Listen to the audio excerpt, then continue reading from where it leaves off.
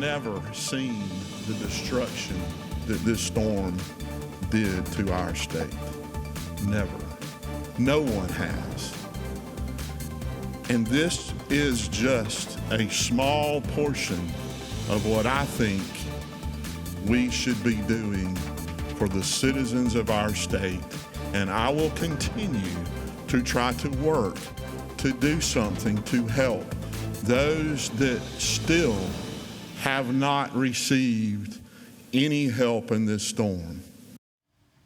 Providing storm damage relief after Hurricane Helene struck was the main topic in both chambers today, as the House and Senate both passed bills to help the state's timber growers. Good evening and welcome to Lawmakers. I'm Donna Lowry in Atlanta. It's not your imagination. Your power bill just keeps going up. One reason is the surge in data centers in the state, driven by demand for AI services. As power companies struggle to keep up with this growing demand, the costs are being passed along to consumers.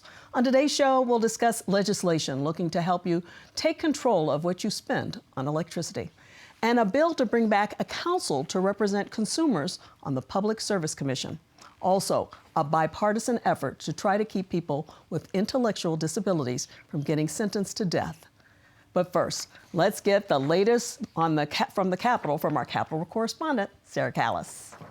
Hi, Donna. The topic of Hurricane Helene damage relief took up a large part of the deliberations in both chambers.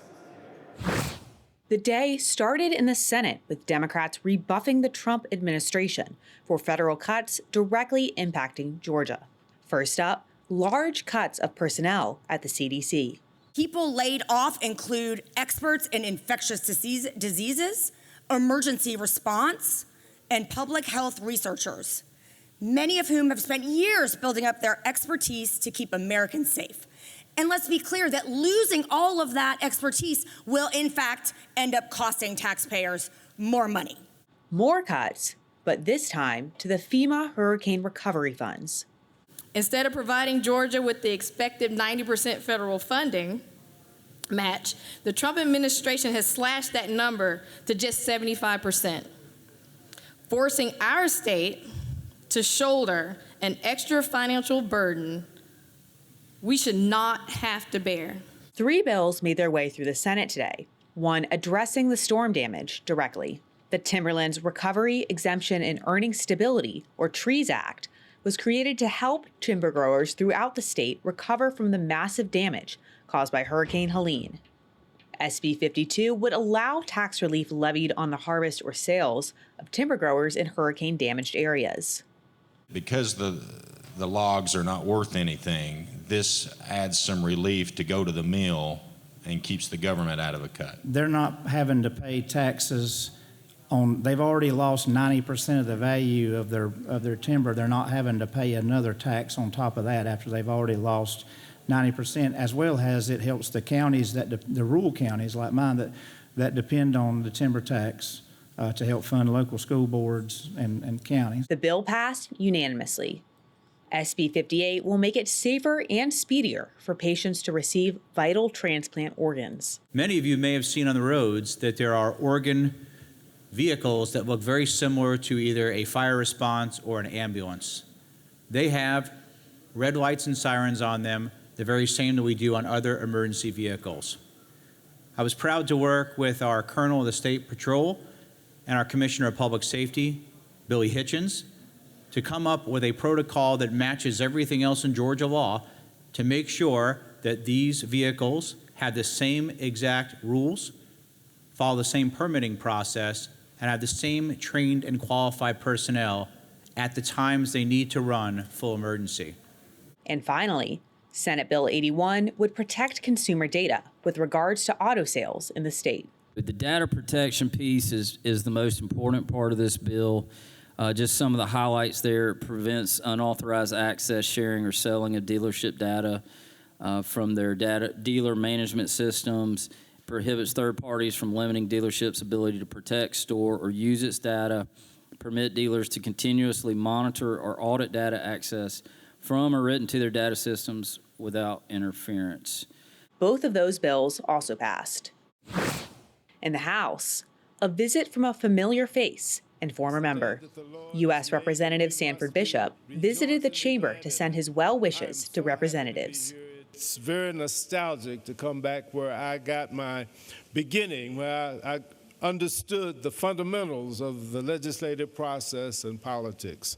There was no better training for me than the 14 years I spent in this House and the 2 years over in the Senate, which really underscored how important the work is that you do. Bishop spent 14 years in the Georgia House and 2 years in the Georgia Senate before he was elected to U.S. Congress. Similar to the Senate's Trees Act, the House passed HB 223, also addressing Helene relief. It would exclude taxes on the relief funds timber farmers receive. Those of you who did not experience the 2 a.m. wake-up call of destruction do not know what we in the area and in the line of this storm experienced. It was scary. It made you question your life. Am I going to make it through this? The bill passed unanimously, and HB 92 extends the period of time a municipality can opt out of the homestead exemption tax from March of this year to March of 2029. That bill passed 173 to 1.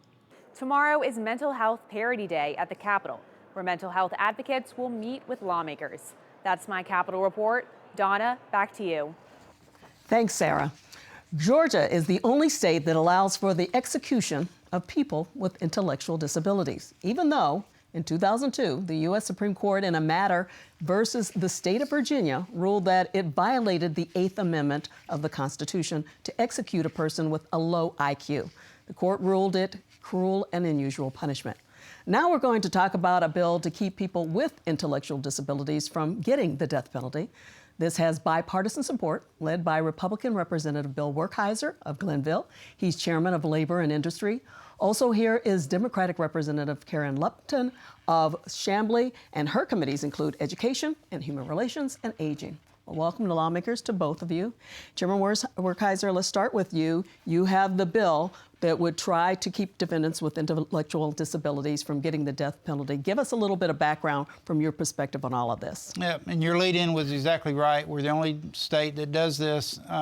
Those that argued against the bill said that they're not executing those, but I can tell you 2 of the last 7 had IQs of less than 70, and the case that really got me started on this was in 2015. Both sides, there was no argument whether the person was intellectually disabled. The question before them was, do we execute? And it was a split decision with the Georgia Supreme Court, 4-3. 3 of them saying that the Supreme Court, as you just mentioned, has already ruled on this, but the other 4 said, and I quote one Supreme Court justice who said, until the legislature fixes this, we have no other choice. And so they voted 4-3 to execute the guy. And so I just think we need to fix this. The bill does 2 things. It changes from beyond a reasonable doubt, which is a impossible bar to clear on that matter, to a preponderance of evidence. And then it also moves the determination of if somebody has intellectual disability to the beginning of the trial, because someone either is intellectually disabled or they're not. But if you do it at the end of the trial, after the jurors have heard 2 weeks of horrendous testimony, seen pictures they wish they could unsee, there's no way that a jury is not biased by that. And so we just want to move it and to have a separate hearing to make that determination before the trial starts. So the pre-trial part of it is the key in all of this. And it has a lot to do with this decision on whether or not it's beyond a reasonable doubt to preponderance of evidence, right? Your thoughts on all of this? Well, I support Representative Werkheiser in this very sensible bill. You played in a little clip beforehand that said that a DA was saying that this would kill the death penalty in Georgia. And to that I say, and? So we're going to play it. We're going to play it for the audience to have in a moment. They haven't heard it yet. So yes. yeah. So the thing about it is, you just feel that it's just because of what the Supreme Court has ruled that people who have low IQs should not be put to death. If that's the law of the land, and more than that, it's the humane thing to do. I don't think that we need a Supreme Court ruling to say that people with intellectual disabilities should not be put to death by the state. That, to me, seems just a very simple, compassionate, and reasonable request to make of our laws. They should go through the court process. So nobody is saying that, right? That is correct. And unlike a insanity plea where someone is innocent by rule of it, no one's getting away. They're going to spend the rest of their life in prison without the possibility of parole. And so it's merely taking away the punishment of executing them. Yeah, so I want to get to the sounds you talked about earlier, because among those, you went before the House Judiciary Non-Civil Committee, and there was a hearing a few weeks ago. And among those who spoke was T. Wright Barksdale III. He's the district attorney for the Okmulgee District Attorney's Office. He only supports the portion of the bill that would change the standard of proof.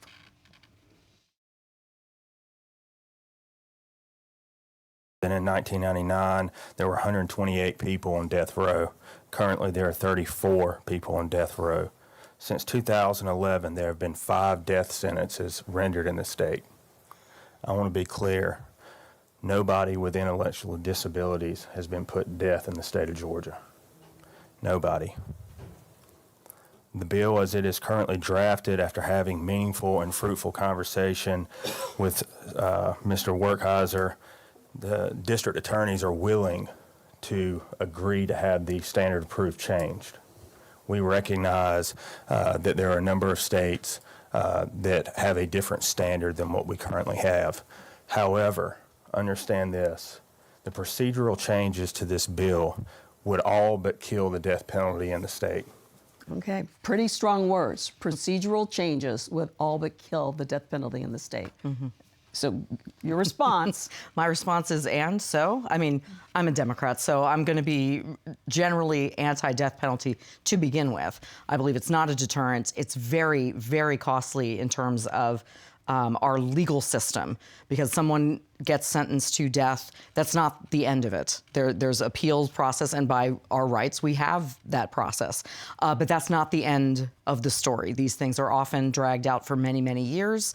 And to allow someone with an intellectual disability to be put to death by the state, again, I think this is just common sense, compassion rule that we don't do that here in Georgia.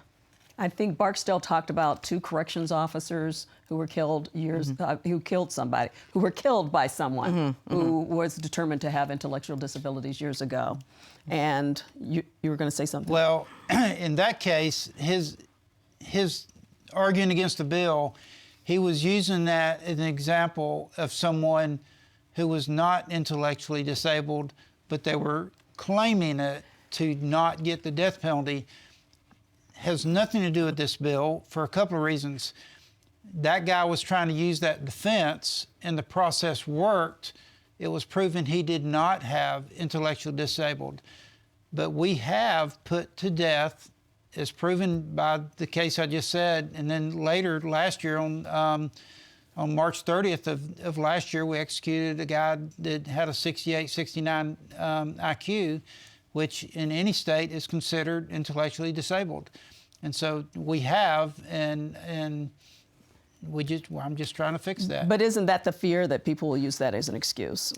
Well, but they're already using it as an excuse, and so let the process work, and that's why I think the hearing at the front of the trial make that determination. They either are, and you don't, it's not a disease that happens upon you when you're in your 30s or 40s. If you have intellectually disabled, generally you're that from birth. So there's a record, there's an IP folder, there's years of clinics and doctors' reports and just in special ed. And so if you try to use that in a defense, again, if you're making the analogy like a insanity defense where you suddenly become insane. You don't suddenly become intellectually disabled. So I just think it's a false premise that it will be used to get a lighter punishment. Okay.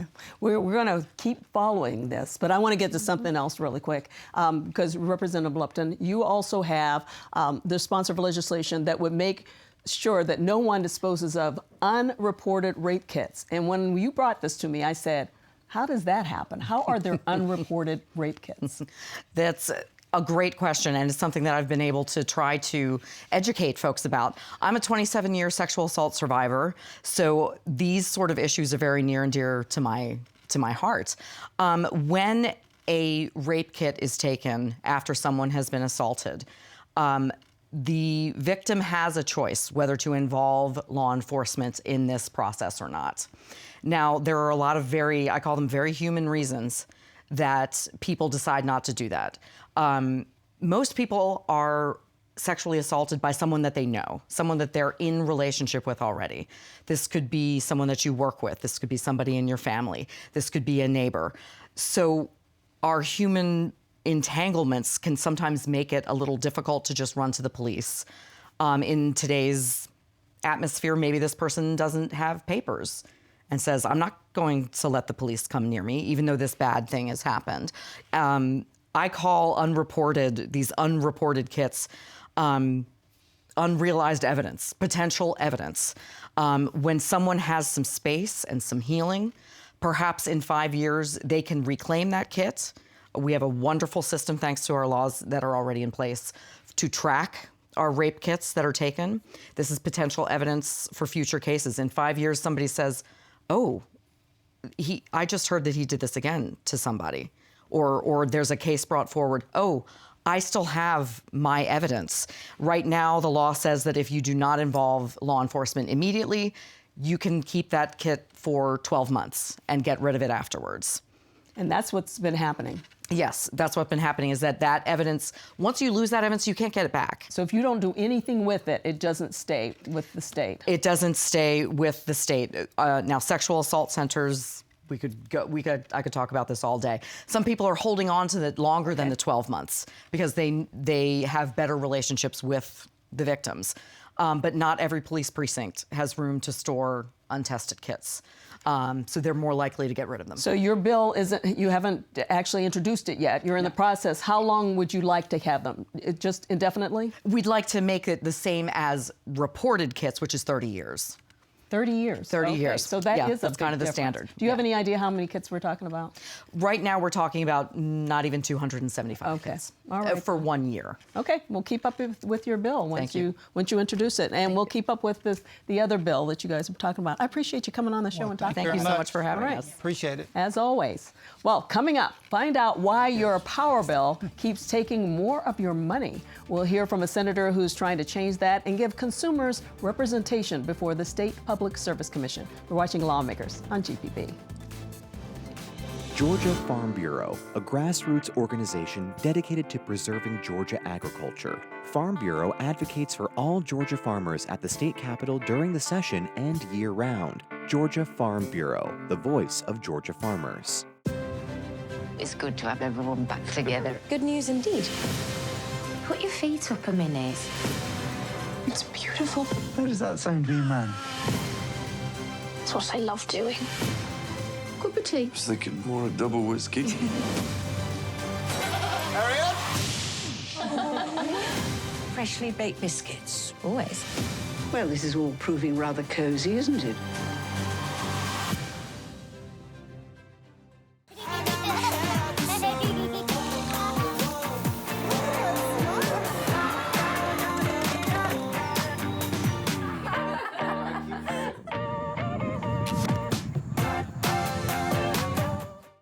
Understanding the past gives a sense of the future.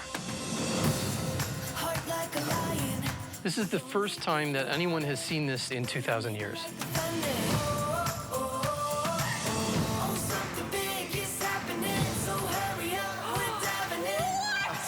This is amazing. Well, I'm excited now. Pompeii is a battle against time.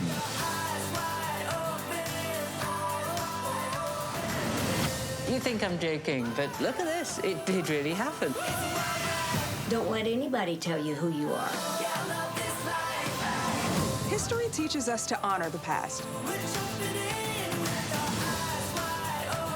When you look back, you're like, wow, that was pretty special. This is something that's actually altering the course of history. You're charged with keeping these stories alive.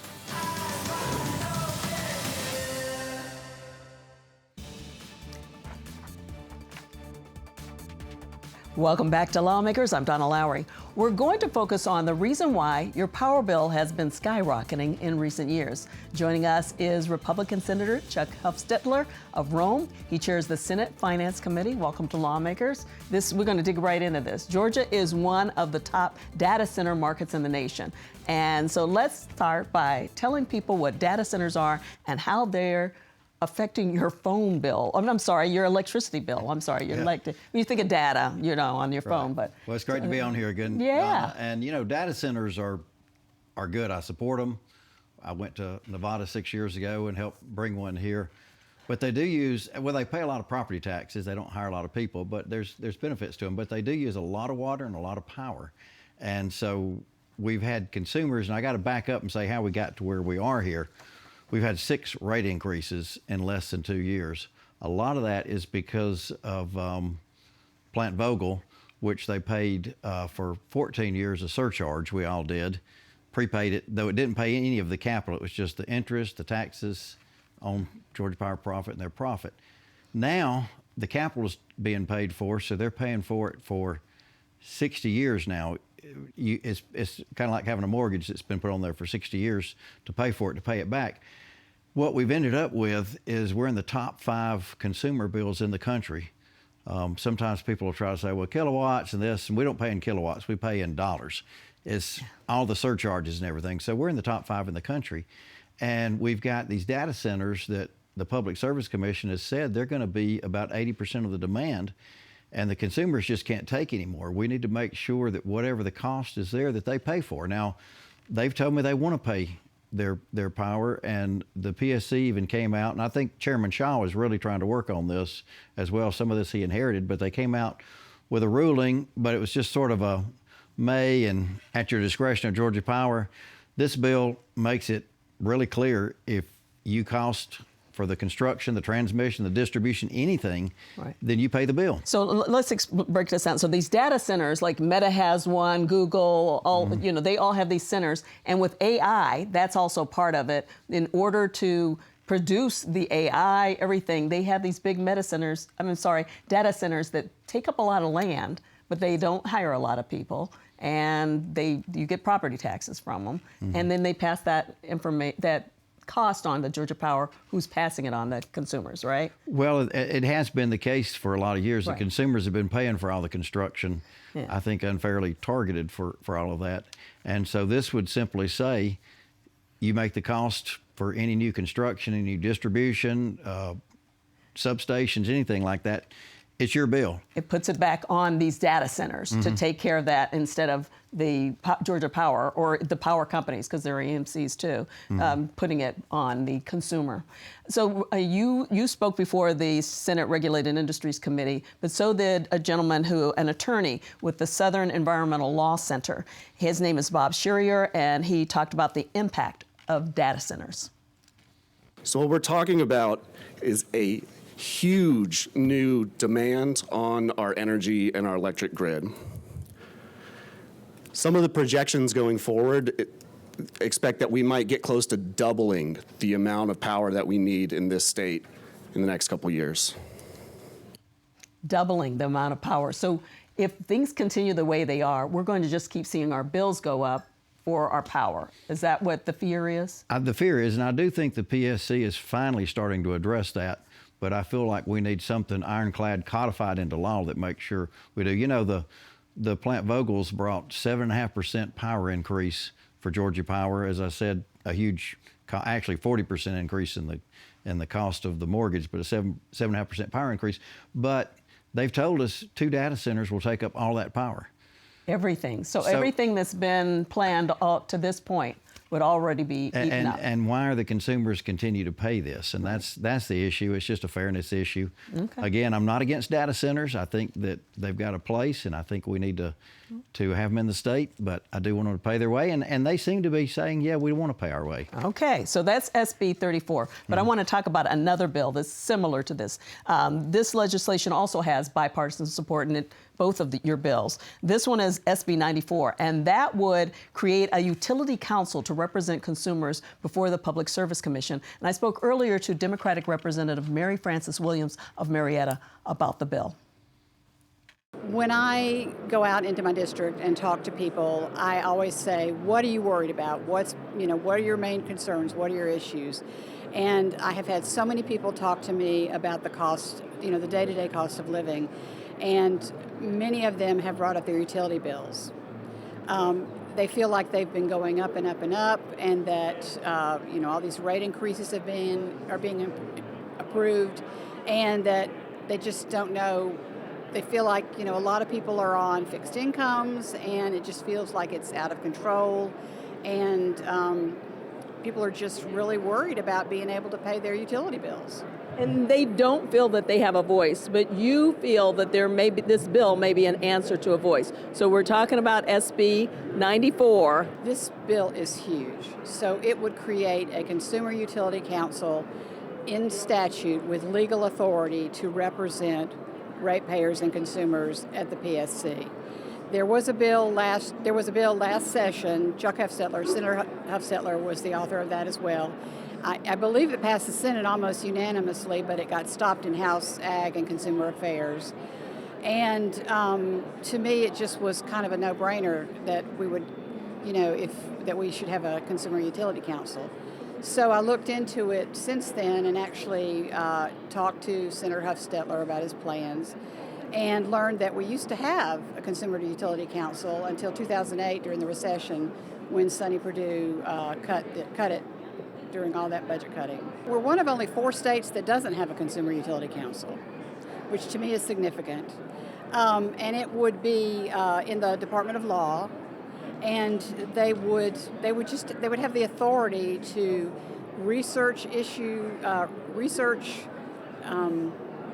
increases. Is there a legitimate reason for the increases? Because there have been 6 increases in 2 years in Georgia Power rates, and the last one was over 12%, I think. Yeah, so you mentioned that earlier, these increases that we keep seeing, and the fact that there was a commission, it existed, and then the Great Recession came along. From the 1970s until 2008, we had somebody representing the consumers. 46 states, as Representative Williams said, have this. It gives the consumer legal standing in these issues. Now, the PSA will say, we've got people that work on the consumer side, but I don't think they're independent, and I don't think they have legal standing to challenge these things. We passed it last year out of the Senate almost unanimously. We've already passed it out of Regulated Industries Committee this year. It's eligible for the Senate vote. I hope we can get it through there and get some action on the House on this, because the consumers need somebody to represent them on these issues. I think that many things happened that probably weren't in the consumer's interest after that happened in 2008, and we need to get them some representation. Many states say it's great.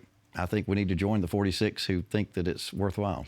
Who was on the commission before, and who would be on the commission, on this council? Well, they have experts that weigh in. Okay. Generally, you've got a lawyer that would head it up, because they have to challenge these rulings, and so you'll have people that are statistical people getting data for him, but he's the one that would challenge it in court if he thinks something's wrong. And that people don't need another rate increase or something like that. Well, right. We'll keep up with it. Thank you very much, both of your bills. I appreciate you coming on the show. Thanks for having me here again. Thank you. Well, that does it for Lawmakers today. Tomorrow on the show, we'll talk about the liability for the disposal of forever chemicals in Georgia. Have a good night.